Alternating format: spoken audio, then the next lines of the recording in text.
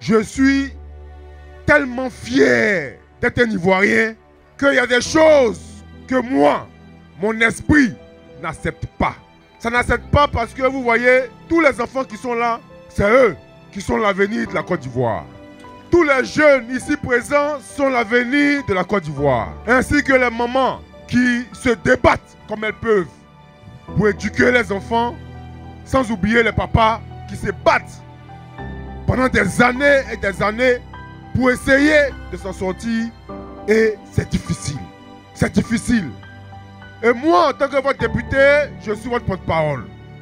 C'est moi qui dois parler pour vous au sommet. C'est pourquoi je ne me fatigue pas. Lorsque je considère qu'il y a de l'ingratitude, il y a de la méchanceté, je pense à vous et je ne baisse pas les bras.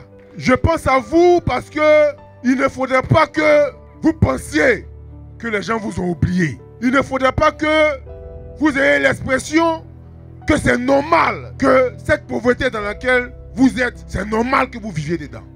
Mais je peux vous le dire, ce n'est pas normal et ça doit prendre fin et ça prendra fin. J'aimerais dire aux jeunes, il ne faut pas perdre espoir. Nombreux sont les jeunes de Yopougon qui ne travaillent pas, qui sont au chômage. Ils se débattent comme ils peuvent pour essayer de s'en sortir. Mais c'est difficile. C'est difficile parce qu'il n'y a pas d'opportunité pour eux. Vous voyez? Et j'aimerais vous dire qu'en politique, ça fait 5 ans que je suis rentré dans la politique. Et je ne t'ai pas connu il y a 10 ans. Mais si aujourd'hui, on parle de Diaoufoué partout, ça veut dire que on peut parler aussi de vous un jour avant que vous ne partiez. Donc, chers jeunes, je veux que vous sachiez que l'espoir est permis. Et dans le combat dans lequel on est engagé, c'est pour vous. C'est pour vous. Parce que les gens nous ont mis dans une précarité afin qu'on ne puisse plus réfléchir qu'à partir du moment où on reçoit un billet de 1000 francs, un billet de 2000, automatiquement on ne réfléchit plus et puis on prend et puis on est content. Nous considérons que la manière les choses sont organisées ici en Côte d'Ivoire au jour d'aujourd'hui, cette manière-là doit prendre fin. Elle doit prendre fin parce que comme nos parents ont eu à utiliser le café et le cacao pour faire partir avant, directement hors de la Côte d'Ivoire, en termes de matières premières, dans ce temps, en 1960, quand ça se faisait, nous n'étions que 3 millions d'habitants. Aujourd'hui, nous sommes 30 millions. Et pour que nos jeunes puissent avoir du travail, il faut que toutes les matières premières que nous avons ici en Côte d'Ivoire, on puisse les transformer sur place. Donc, c'est important que notre pays soit un pays industrialisé. Et c'est la seule voie pour permettre à nos enfants, à nos jeunes, d'avoir du travail. C'est la seule, il n'y a pas d'autre voie alternative, il n'y a pas d'autre alternative. Tous ceux qui pensent que c'est possible de pouvoir aider les jeunes en les aidant à avoir un peu d'argent pour aller faire ferme de poulet, ferme de dents, ce n'est pas ça la solution. La solution, c'est que les moyens de l'État doivent être utilisés pour industrialiser la Côte d'Ivoire pour que les gens puissent avoir du travail. Si nous, aujourd'hui, au PDCIRDA, nous suivons le président Cheikh Tidiane Cham, c'est parce que dans sa tête, il est convaincu que la Côte d'Ivoire peut être mieux gérée. Et cette industrialisation, il est sûr et certain que c'est possible. Et il va le faire. Il va le faire. Et nous partons aujourd'hui, ce n'est pas pour un homme. Mais lorsque nous voyons tous ces enfants ici présents, ça montre que nous sommes dans le bon combat. Parce que ce que nous endurons aujourd'hui, nous le faisons pour ces enfants. Pour ne pas qu'ils soient dans des difficultés demain. Tout à l'heure, le président a parlé aussi des femmes qui se débattent comme elles peuvent pour faire leur petit commerce. Mais aujourd'hui, vous voyez avec moi, on a crié pour attirer l'attention des Ivoiriens, pour leur dire de ne pas permettre à des gens de rentrer dans Yopougon. Parce que s'ils rentrent dans Yopougon, ils vont être méchants avec la population de Yopougon. Vous voyez aujourd'hui qu'ils sont en train de détruire tout GESCO. Ils sont en train de détruire partout. dans l'optique de pouvoir avoir des terrains disponibles. Je l'ai dit, je l'ai crié, mais les gens ne m'ont pas compris. Aujourd'hui, vous voyez la méchanceté. Même les petits commerces que vous pouvez faire pour qu'on puisse aider, on vient détruire.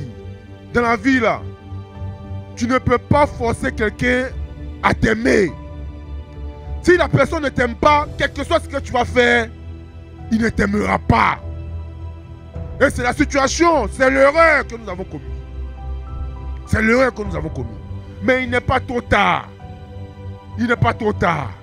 La priorité des priorités aujourd'hui, c'est la présidentielle de 2025. Et nous devons tous nous mobiliser pour que les choses changent. Nous devons tous nous mobiliser pour que les choses changent. Et pour que les choses changent, il ne faudrait plus que vous restiez à la maison. Pensez à vos enfants. Parce que ce n'est pas normal. Moi, je salue l'acte que Boris vient de faire avec son équipe. De s'organiser avec leurs mecs moyens. De pouvoir permettre à des familles de pouvoir envoyer les enfants à l'école. Mais en tant que votre député, je vous le dis, nous votons un budget à l'Assemblée. Et on donne 12 milliards de francs CFA afin qu'on vous distribue les kits scolaires gratuitement.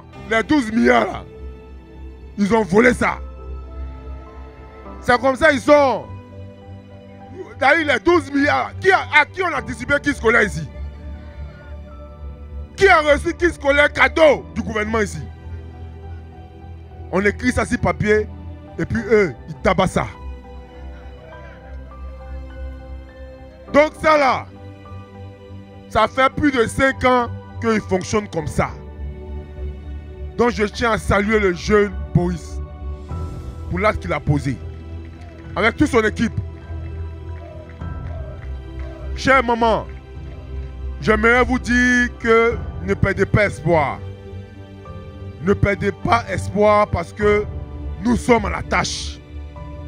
Nous sommes à la tâche et nous allons tout faire pour que la Côte d'Ivoire que vous avez connue dans le temps puisse revenir pour permettre à vos enfants de pouvoir être demain les directeurs généraux de demain. Pour permettre à vos enfants de ne pas abandonner l'école parce qu'il n'y avait pas l'argent pour payer le kit scolaire. Il faut que cela s'arrête. Vous voyez aujourd'hui, ils sont allés à Kiglo pour aller faire un grand meeting où ils ont mobilisé des gens. Ils ont pu dépenser près de 500 millions de francs CFA pour mobiliser les gens, pour crier.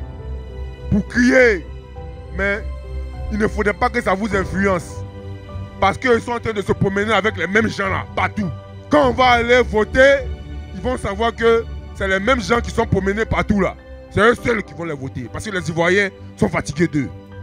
Je peux vous le dire, en 2025, le président Tidjane Thiam sera le prochain président de la République de Côte d'Ivoire. Et personne ne pourra empêcher cela. Et ça sera pour le bonheur de vos enfants. Parce qu'il n'est pas emmené, il n'est pas venu pour essayer de détourner de l'argent, pour s'enrichir.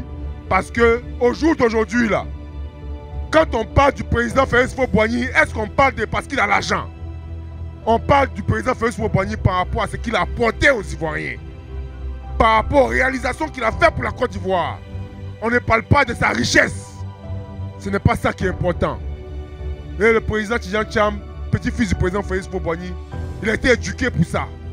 Et il est convaincu que lui va faire tout son possible pour que vos enfants puissent avoir de la chance de réussir demain.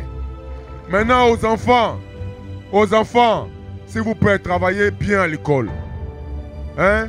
Je sais qu'il y a beaucoup d'écoles qui sont gâtées, où il n'y a pas de toit. Mais travaillez bien à l'école. Parce que vos parents comptent sur vous. Les kits qu'on va vous remettre là, prenez soin de cela. Et pour tous ceux qui n'auront pas reçu, ne perdez pas espoir. Nous allons mieux nous organiser demain afin que tout le monde puisse en bénéficier. Que Dieu vous bénisse.